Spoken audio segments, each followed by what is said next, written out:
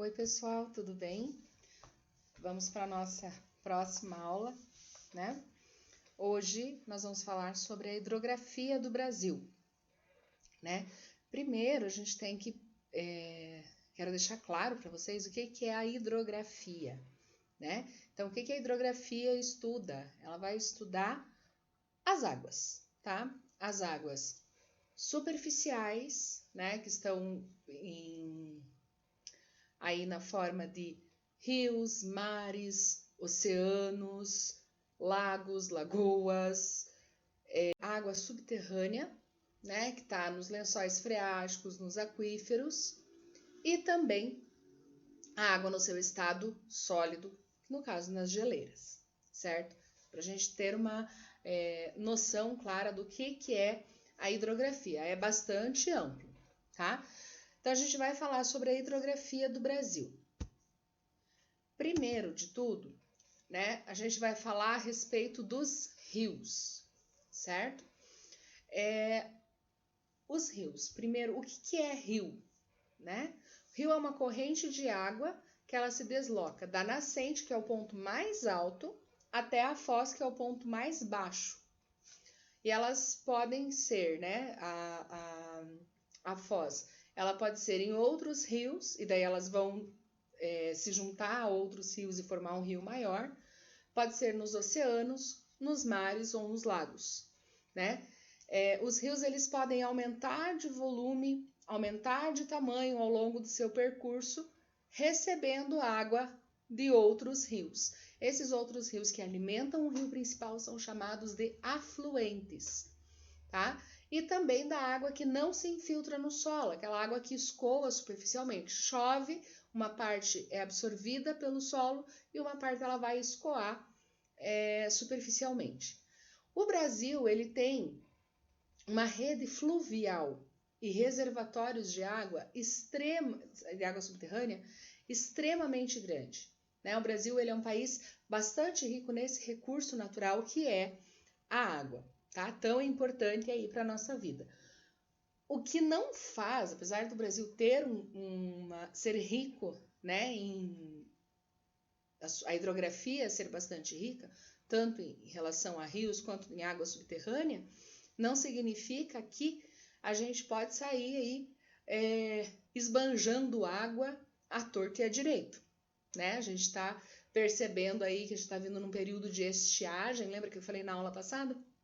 E a gente está passando um período aí de estiagem com falta de chuva, e isso tudo vai, sim, influenciar no regime dos nossos rios, na quantidade de água disponível para o uso, tá? Isso sem contar outras situações como a poluição, né? Os rios que passam nas grandes cidades, a poluição pelo esgoto, a poluição por dejetos industriais, a própria poluição por resíduos, né, da agricultura, né, de agrotóxicos, né?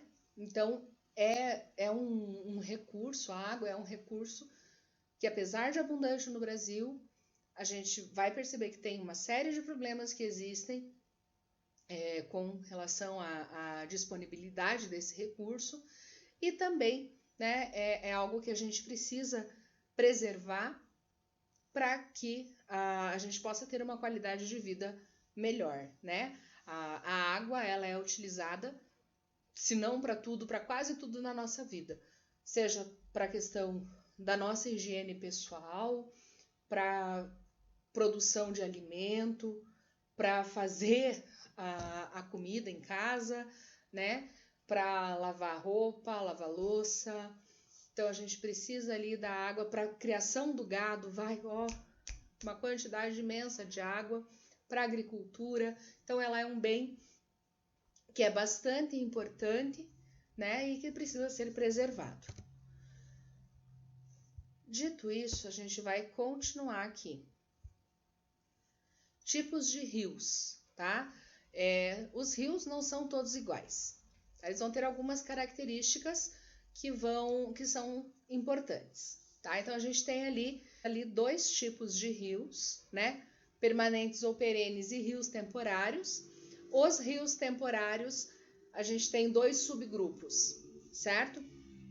Então, primeiro, né, o que são rios permanentes ou perenes? O nome já diz, ele é permanente, ele nunca seca.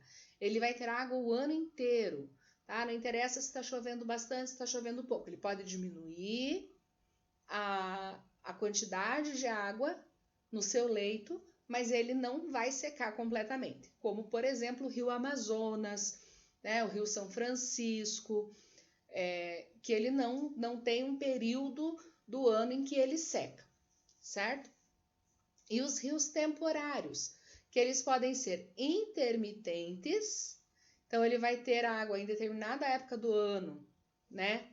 Graças ao lençol freático, como é o rio Jaguaribe no Ceará, e rios efêmeros, tá? Que eles vão possuir água em determinadas épocas do ano graças à precipitação, certo? Parou de chover, ele vai secar, certo?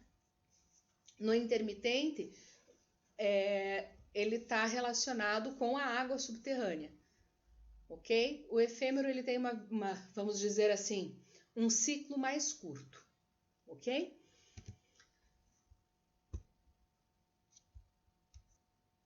Os rios, eles estão dentro de uma unidade que a gente chama de bacia hidrográfica. Tá? E qual é a definição de bacia hidrográfica? É uma área drenada por um rio principal e os seus afluentes, certo? E subafluentes, ok? Então, a bacia hidrográfica, ela vai ser uma área que é drenada por um rio principal e os seus afluentes e subafluentes, ok? E a gente vai ter essa área, ela é delimitada pelo que a gente chama de divisores de água, tá?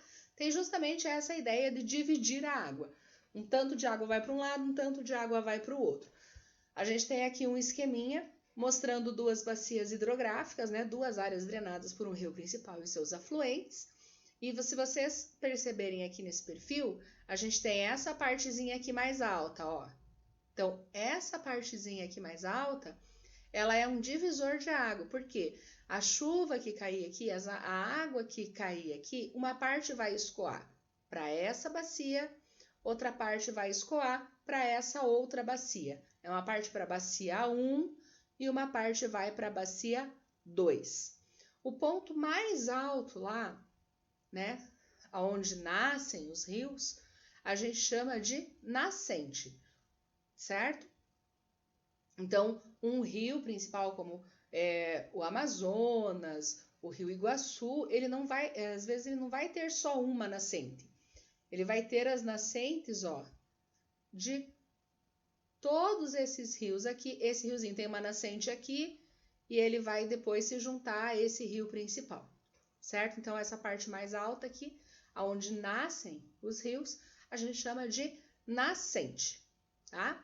E aqui embaixo, aqui nessa parte mais inferior da bacia, a gente vai ter a foz, que é onde o rio deságua, onde ele desemboca, certo?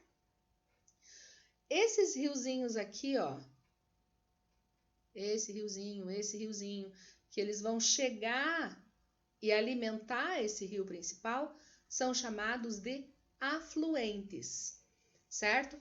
Então, esses afluentes são águas que vêm de diversas fontes, geralmente de chuva, pequenos rios, e despejam suas águas num rio maior, tá? O leito principal do rio principal, o lençol freático, tá? Que é a água subterrânea que está ali, confinada, às vezes, ou mais dispersa. Então, o lençol freático é um conjunto de águas que se depositam naturalmente no subsolo. Esse ponto mais alto aqui são os divisores de água, que são linhas divisórias localizadas nas áreas mais elevadas do relevo, no encontro de planos que marcam a mudança no sentido do escoamento da água. Então, uma parte da água vem para a bacia 1, uma parte da água vem para a bacia 2, certo?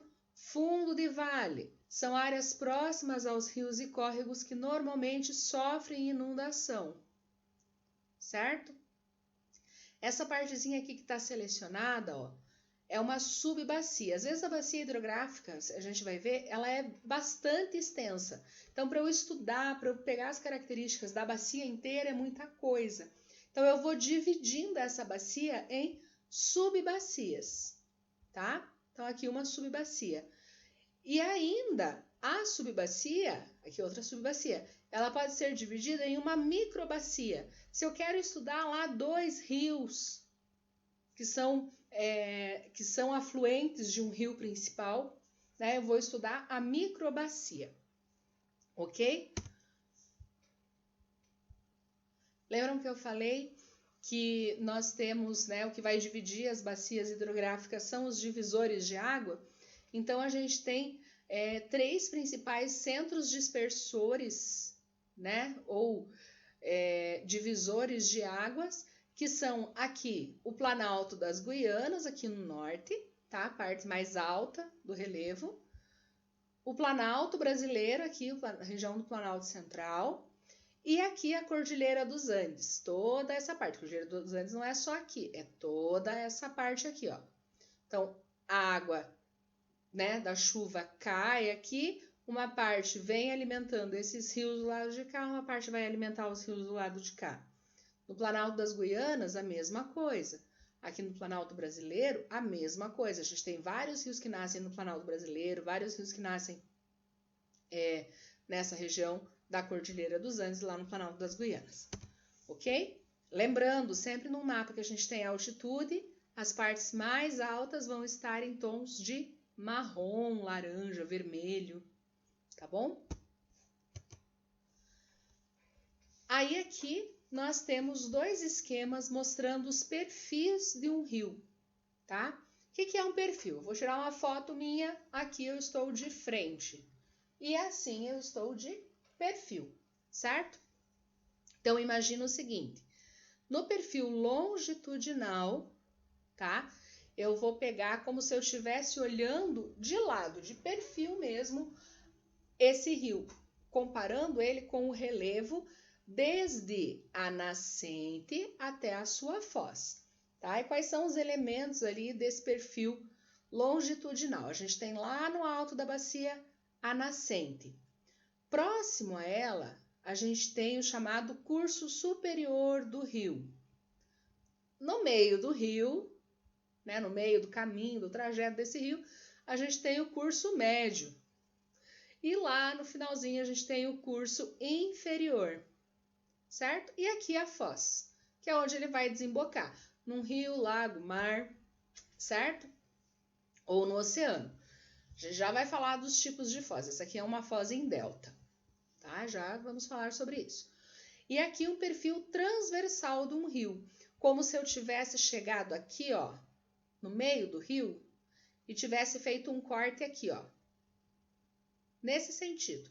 E eu tivesse vendo o rio vindo de frente para mim, tá? Como se eu entrasse no leito do rio, que nem lá as águas do Mar Vermelho que se separaram, o povo de Israel viu, olhando para um lado e olhando para o outro, o perfil transversal do Mar Vermelho, certo? O que vai se ver nesse perfil transversal? A gente vai ter as margens do rio, tá? Margem direita e margem esquerda. Como que eu sei qual que é a margem direita, qual que é a margem esquerda? Pelo curso do rio. Então, o rio tá vindo daqui para cá, margem direita, margem esquerda, certo? Margem direita, margem esquerda. Então, o que a gente vai ter aqui? Então, aqui o rio, uma margem de um lado, margem esquerda, margem direita. Aí aqui a gente vai ter o divisor de águas, que é onde vai dispersar essa água que vai cair, certo? Aqui é onde a água verte para cá, é chamado de vertente. Tem vertente para o lado, tem vertente aqui, tem vertente aqui. Tem divisor de água aqui, tem divisor de água aqui, tem vertente aqui e aqui também, certo? Aí a gente tem aqui, bem junto do rio, a margem. Margem de um lado, margem do outro. Margem esquerda, margem direita, tá? Na sua cheia, até onde essa água chega, a gente vai chamar de leito maior. Cadê meu cursor?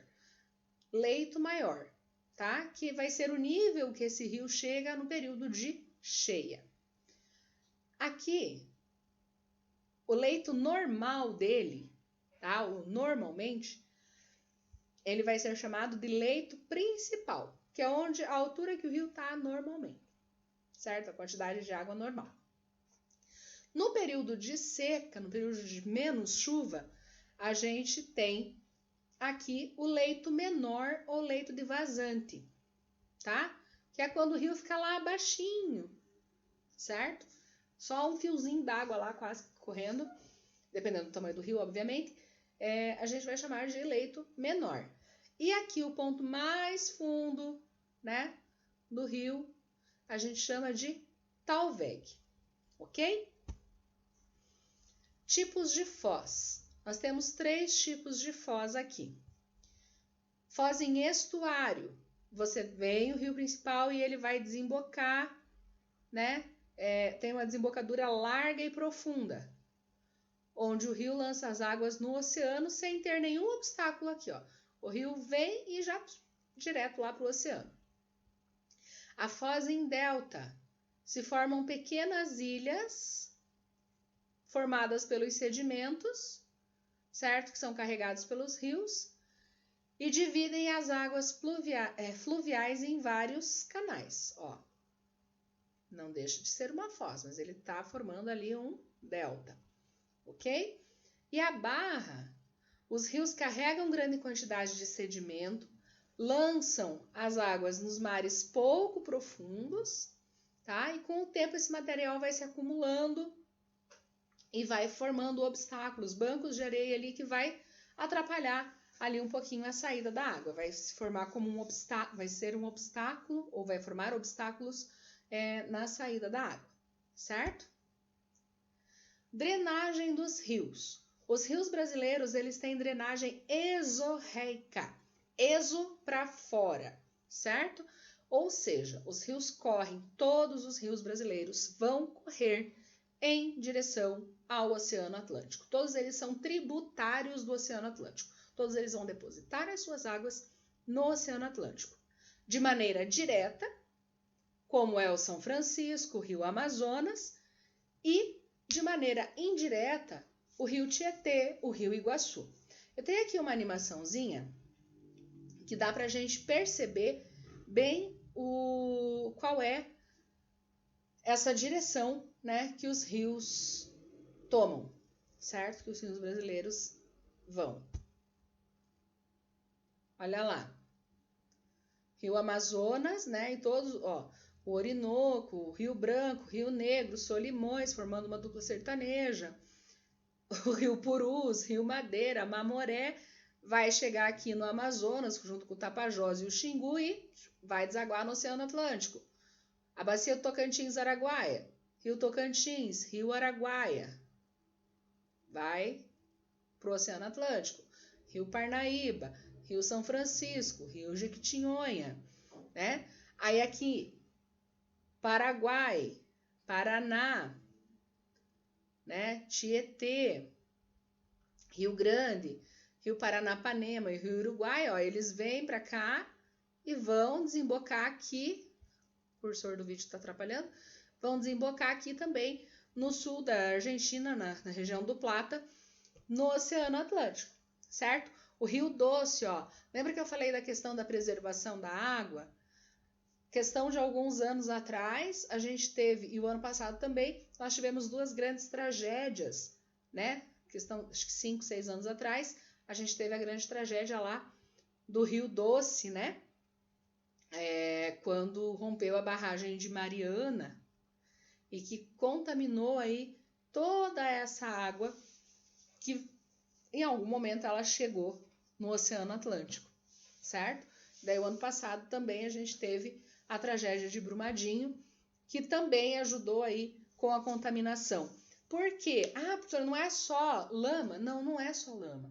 É lama, é rejeito de mineração, que tem metais pesados, que tem para poder separar, né, o que é rocha do que é metal precioso,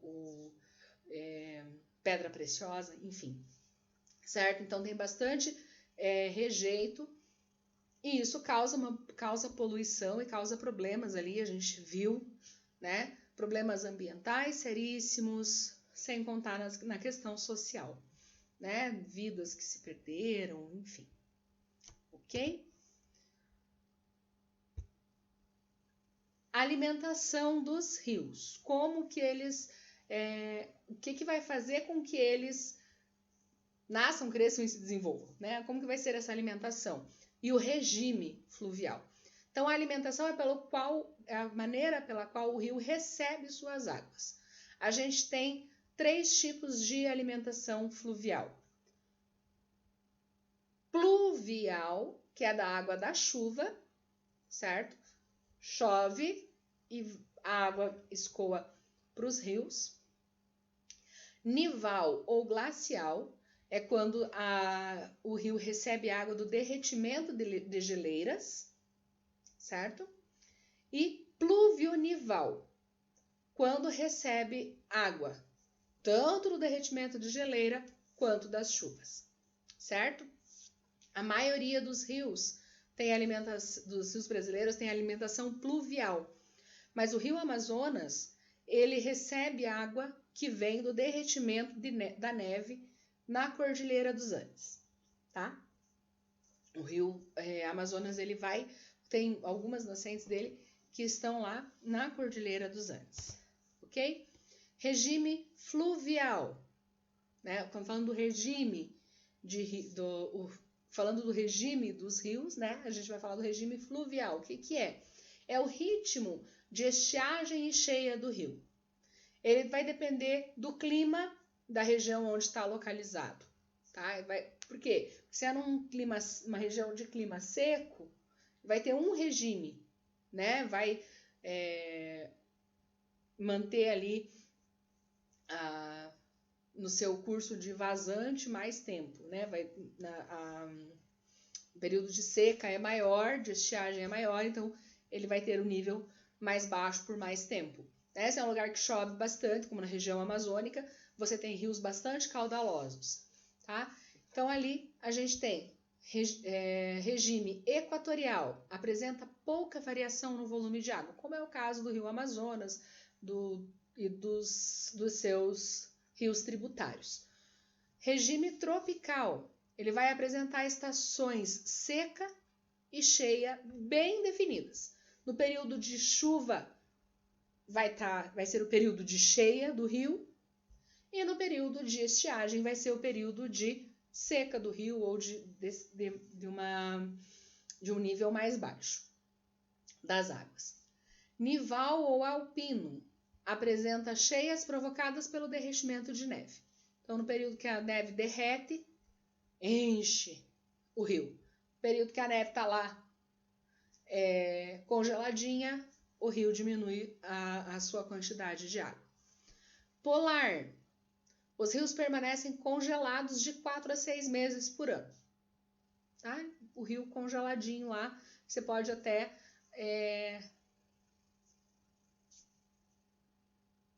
patinar no gelo, né?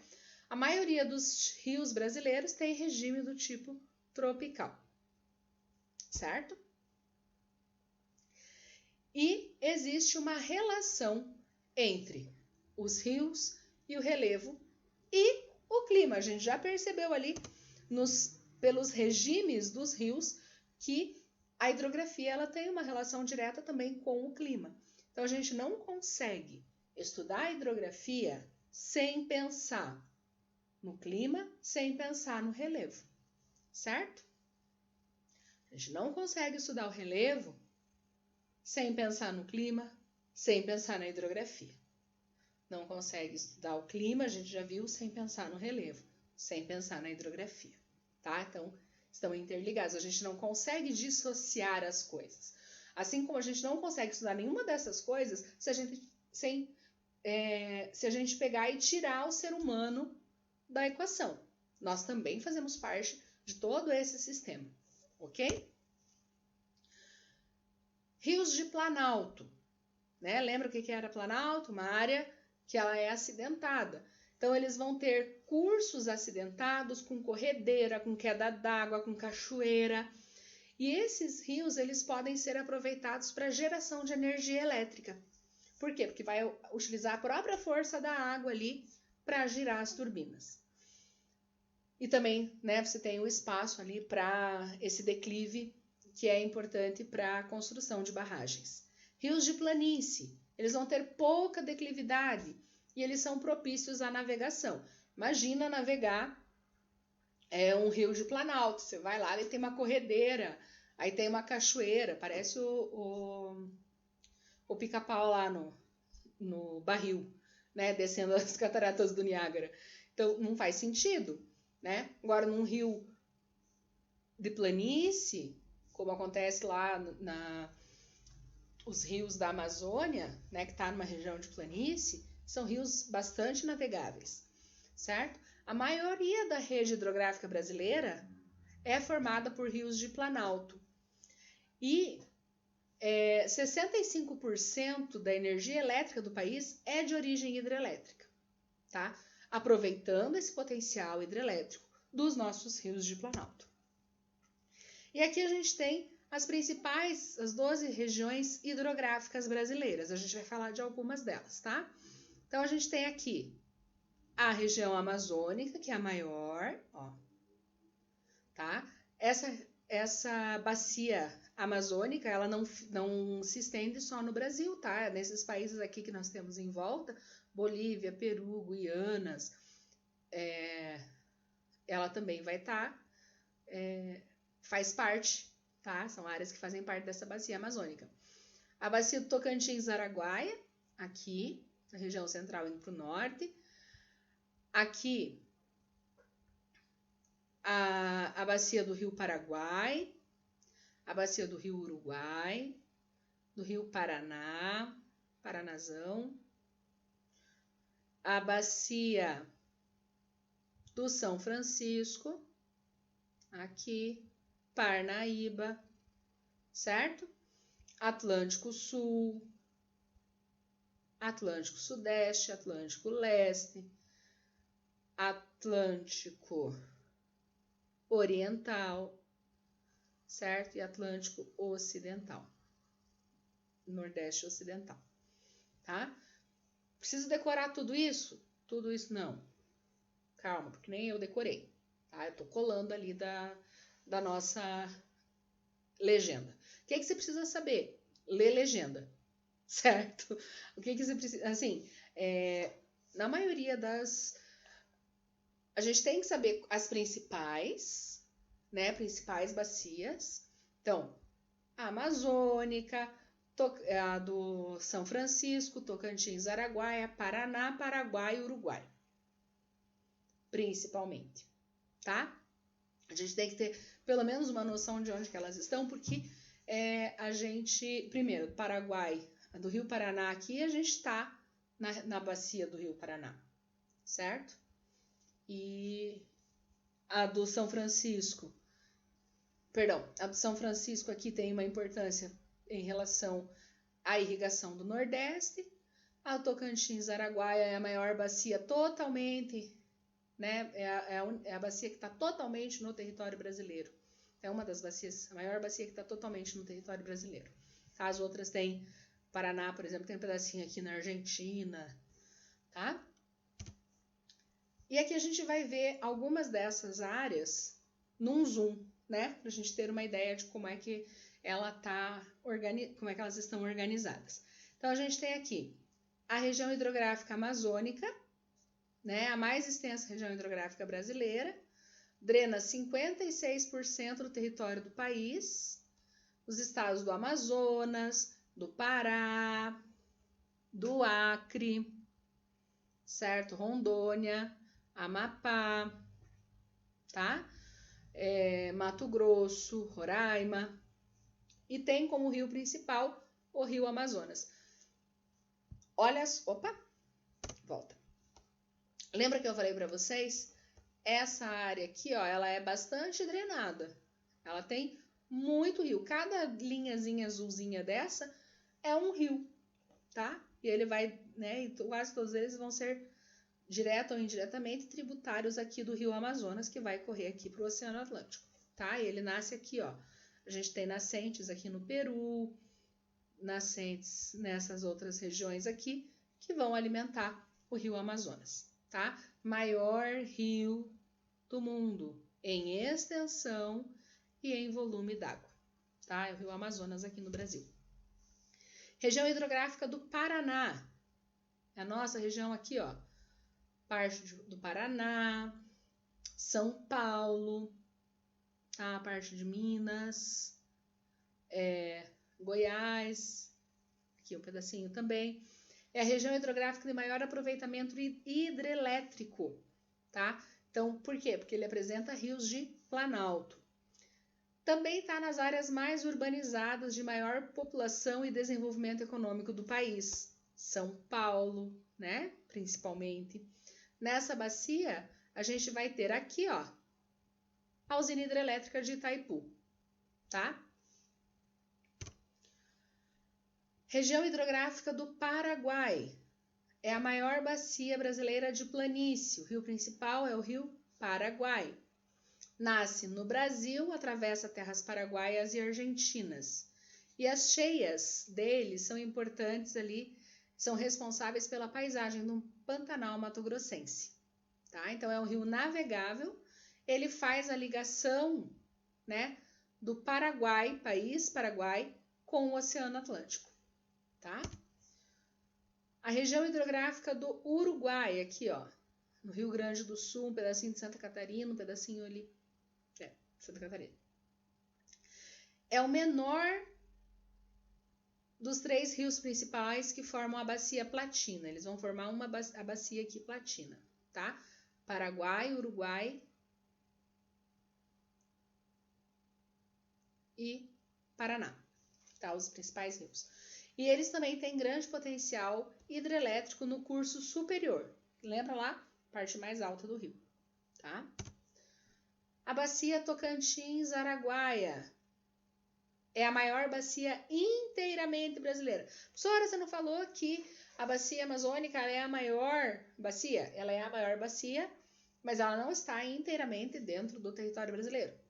O Tocantins-Araguaia é totalmente brasileira, certo? É uma bacia totalmente, inteirinha ela está dentro do território brasileiro.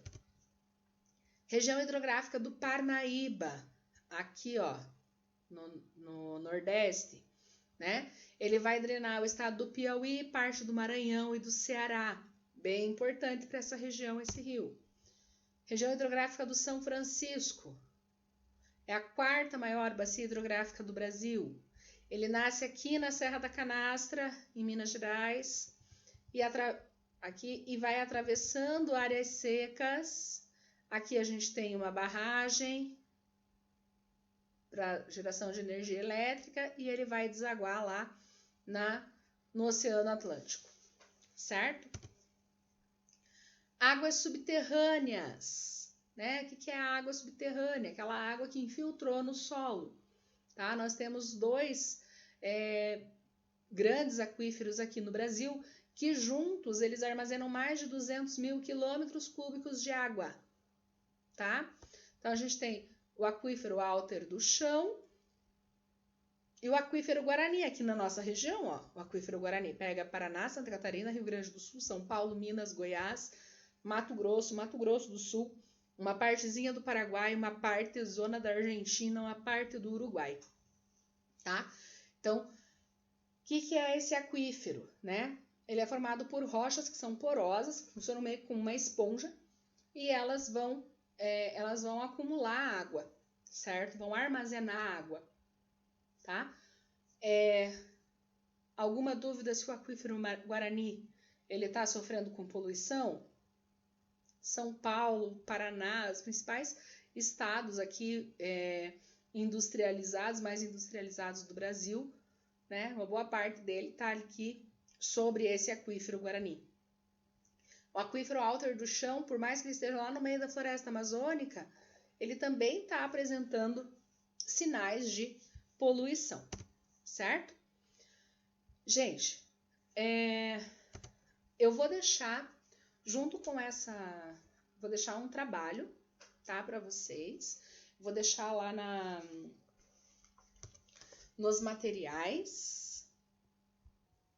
Eu vou deixar, ou já deixei, depende de quando que você está vendo essa aula, esse documento aqui, que é da SUDERSA, que é a Superintendência de Desenvolvimento de Recursos Hídricos, tá? É um texto curto, tem aí bem tranquilo para a gente ler, tá? Sobre a expansão urbana e a evolução dos sistemas de recursos hídricos, tá? Então, qual é a relação que a gente tem entre a expansão das cidades, o crescimento das cidades e a oferta dos recursos hídricos, tá? E o tratamento desses recursos hídricos. Então, o texto ele vai estar dividido aí em algumas partes, onde no comecinho ele vai falar sobre como um histórico a respeito do abastecimento de água aqui na região metropolitana de Curitiba, tá? Então, é um texto sobre a nossa região. Vai falar sobre a questão das inundações, a construção do canal extravasor ali no Iguaçu, né, na região da divisa de Curitiba com São José dos Pinhais, em Piraquara, né, ali na cidade de Jardim, aqui na cidade de Jardim, São José dos Pinhais. A importância do plano diretor, tá? O comprometimento, né, das águas que fornecem, né, que são os mananciais que fornecem a água, né, que são responsáveis pelo abastecimento das nossas casas, né? E daí eu vou deixar ali esse material em PDF para vocês, tá? Juntamente com as orientações do trabalho, que eu já vou explicar também aqui como que eu quero, tá? Então, assim, após a leitura do texto, já leia o texto com uma caneta, com marca-texto, com um lápis na mão, para você já ir fazendo anotações no seu texto, tá? Então, o que você vai atentar, vai prestar mais atenção durante a leitura? Para que as águas são utilizadas? As águas desses rios que estão aqui no entorno da nossa cidade, para que elas são usadas? Para abastecimento, para irrigação, para geração de energia? Para quê? Tá? Para que elas são usadas? Que problemas que são encontrados nessa nossa bacia hidrográfica, tá? Nessa nossa região hidrográfica? Que problemas que a gente encontra?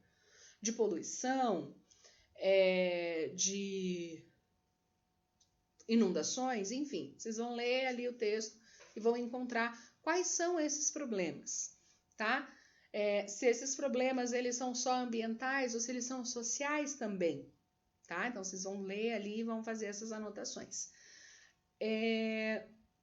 E vão pensar também nessa relação crescimento urbano e abastecimento de água, crescimento urbano e tratamento de esgoto, né? Para onde que vai esse esgoto?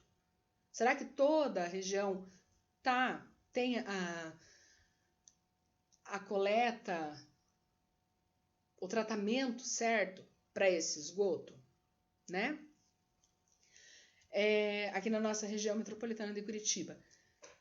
Vendo esses problemas, que propostas que já foram utilizadas, que propostas que foram feitas para tentar resolver esses problemas, elas deram certo? Se deram certo, por quanto tempo? Se não deram certo, por que não deram certo? Tá? Então, eu vou deixar ali bem certinho o esquema para vocês, tá? Esse texto, é a base, tá? Você vai conseguir fazer o trabalho, vai conseguir organizar tudo a partir desse texto. Ah, professora, eu posso pesquisar em outros sites? Pode, tá? Pode sim, até deve, tá? Você pode procurar outras fontes confiáveis, né? Você pode procurar dados mais atualizados no site da Sanepar, enfim, tá? A base eu tô entregando para vocês, ok? Lembrando, eu quero que vocês façam esse trabalho utilizando o próprio Google Docs, né? Utilizando ali a ferramenta que a nossa própria plataforma já oferece ali, porque ali fica mais fácil do que você ter que ficar anexando e eu ficar procurando. Ele já vai ficar tudo num lugar só, tudo no lugar do trabalho, tá? Lembrando, né? Que você vai precisar fazer a introdução, o desenvolvimento do teu trabalho e a conclusão, tá? E a tua referência, que texto ou textos que você utilizou. Esse aqui já vai estar lá. O texto de vocês falando sobre a utilização dessa água, que problemas foram encontrados, que possíveis soluções soluções que foram propostas, que problema, né? Toda essa parte das perguntinhas lá que eu vou deixar na parte do trabalho, vocês lembram que é naquele esquema, né? Vocês vão escrever o texto de vocês, com base no texto, com base no que vocês estudaram, né? No que vocês leram para fazer o trabalho que vocês pesquisaram, mas o texto final tem que ser de vocês. Vocês podem citar, obviamente que vocês podem citar o texto, mas quando você fizer isso, coloca entre aspas, certo? Por quê? Porque não é para deixar claro que não foi você que inventou aquilo, ok? Lembrando que se fizer só um textozinho Frankenstein ali, copiando e colando uns pedaços e outros, eu vou perceber, porque eu já li todo esse texto e já fiz as minhas anotações nele, né? Eu vou perceber. E é isso, tá? Trabalho aí pra gente já conseguir atribuir e fechar os 4 pontos de trabalho que nós temos dentro do nosso sistema de avaliações. Ok? Ficamos por aqui. Até a próxima aula. E se cuidem, tá bom? Beijo!